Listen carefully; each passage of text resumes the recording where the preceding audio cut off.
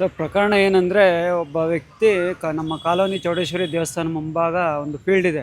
ಆ ಫೀಲ್ಡ್ ಹತ್ರ ನಮ್ಮ ಗೋಮಾತೆನ ಹಿಡ್ಕೊಂಡು ಅಸಭ್ಯದಿಂದ ನಡ್ಕೋತಿದ್ದ. ಅದನ್ನು ನಮ್ಮ ಸ್ನೇಹಿತರಾದ ಪುನೀತ್ ಅವರು ನೋಡಿ ನಮ್ಮನ್ನು ಕರೆ ಮಾಡಿದ್ರು.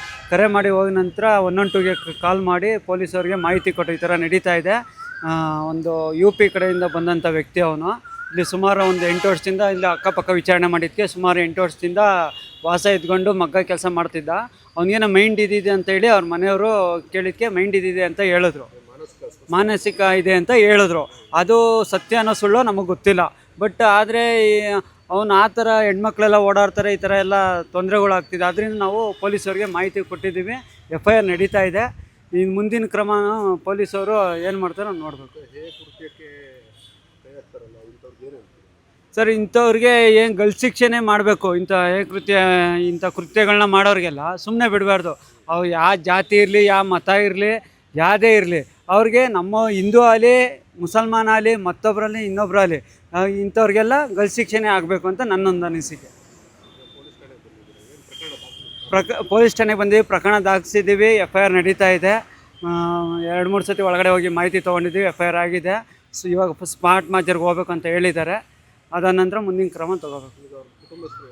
ಕುಟುಂಬಸ್ಥರು ಬಂದಿದ್ದಾರೆ. ಅವ್ರನ್ನ ಕೇಳಿದ್ದಕ್ಕೆ ಅವರು ಮೈಂಡ್ ಇದಿದೆ ಅಂತ ಹೇಳಿದ್ರು.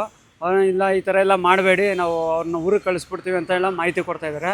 ಆದರೆ ನಮಗೆ ಅದು ಊರಿಗೆ ಕಳಿಸೋ ಮಾಹಿತಿ ಬೇಕಾಗಿಲ್ಲ. ನಮಗೆ ಅವ್ರನ್ನ ಗಲ್ಲು ಶಿಕ್ಷೆ ಆಗಬೇಕು. ಅವ್ರಿಗೆ ನಮ್ಮ ಮುಕ್ಕೋಟೆ ದೇವತೆ ತಾಯಿ ಗೋತಾಯಿನ ನಮಗೆ ಈ ಥರ ಅನ್ಯಾಯ ನಡೆದಿದೆ, ನಮ್ಗೆ ನೋವಾಗ್ತಿದೆ. ಆ ಕಾರಣದಿಂದ ಅವ್ರಿಗೆ ನಮ್ಮ ಪೊಲೀಸ್ ಅಧಿಕಾರಿಗಳು ಜೈಲಿಗೆ ಸೇರಿಸ್ಬೇಕು ಅಂತ ನಮ್ಮೊಂದು ಕಠಿಣ ಕ್ರಮ ತಗೋಬೇಕು ಅಂತ. ಹೌದು, ಅದು ನಮ್ಮ ಸ್ನೇಹಿತರು ಕೂಡ ಹೇಳಿದ್ರು. ಅಕ್ಕಪಕ್ಕದಲ್ಲಿರೋರು ಕೂಡ ನೋಡಿ ಇದು ಮಾಡಿದ್ದಕ್ಕೆ ಅವ್ರನ್ನ ಮಾತಾಡ್ಸೋಕೆ ಹೋಗಿದ್ದಾರೆ. ಬಾ ಅಂತ ಕರೆಯೋದು ಮಾಡೋದು ಎಲ್ಲ ಮಾಡಿದ್ದಾರೆ ಅಂತ ಒಂದು ಸುದ್ದಿ ಬಂದಿದೆ.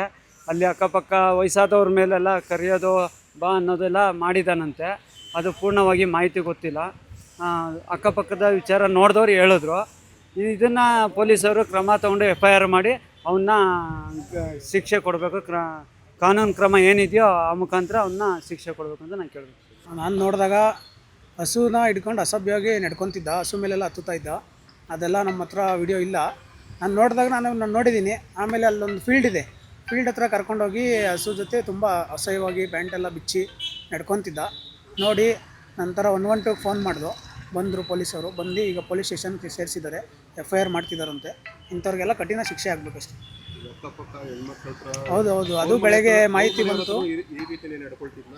ಹೌದು, ಅದು ನಾವು ಹೋಗಿ ಮನೆ ಹತ್ರ ವಿಚಾರಿಸಿದಾಗ ಅವರು ಹೇಳಿದರು, ಕೆಳಗಡೆ ಒಬ್ಬರು ಮನೆ ಹೆಂಗಸಿದ್ದಾರೆ, ಅವ್ರ ಹತ್ರನೂ ಬೆಳಗ್ಗೆ ಏನೋ ಬಾ ಅಂತ ಏನೋ ಅಸಹ್ಯವಾಗಿ ನಡ್ಕೊತಿದ್ರಂತೆ. ಅವರು ತುಂಬ ಭಯಭೀತಗೊಂಡು ಒಳಗಡೆ ಚಿಲ್ಕ ಹಾಕ್ಕೊಂಡೆಲ್ಲ ಇದ್ದರು. ನಾವು ಹೋಗಿದ್ದಕ್ಕೆ ಅವಾಗ ನಮ್ಮ ಹತ್ರ ಮಾಹಿತಿ ಹಂಚ್ಕೊಂಡ್ರು. ಈಗ ಅದಕ್ಕೆ ಪೊಲೀಸ್ ಸ್ಟೇಷನ್ಗೆ ಹೇಳಿದ್ದೀವಿ. ಈ ಎಲ್ಲ ಮಾಹಿತಿನೂ ಕೊಟ್ಟಿದ್ದೀವಿ. ಕೊನೆಯ ಕ್ಷಣದಲ್ಲಿ ಪ್ರೂಫ್ಗೋಸ್ಕರ ವಿಡಿಯೋ ಮಾಡಿ ಅದನ್ನು ಪೊಲೀಸವ್ರಿಗೆ ಕೊಟ್ಟಿದ್ದೀವಿ.